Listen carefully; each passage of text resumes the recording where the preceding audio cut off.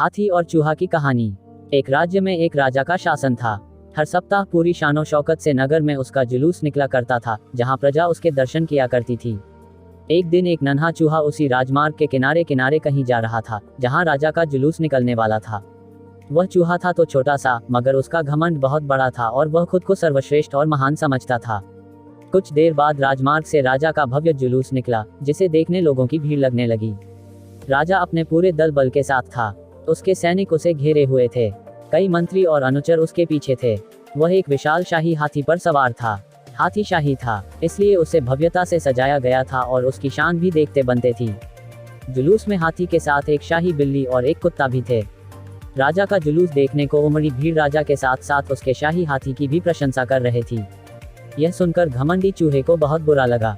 वह हाथी को गौर से देखने लगा, फिर सोचने लगा, इसमें ऐसी क्या खास बात है जो मुझ में नहीं।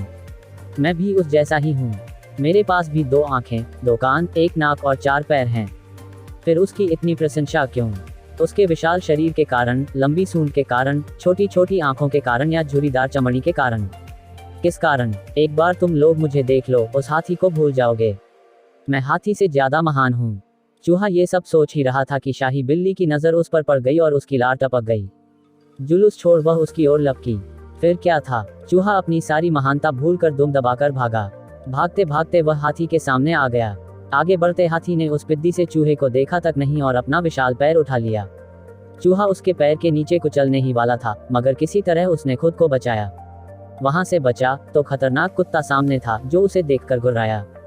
चूहा पूरी जान लगाकर वहां से भागा और राजमार्ग के किनारे स्थित एक छेद में घुस गया। उसका सारा घमंड उतर चुका था। उसे समझ आ चुका था कि वह इतना भी श्रेष्ठ और महान नहीं। सीख: किसी से मात्र रूप रंग की समानता हमें महान नहीं बनाती।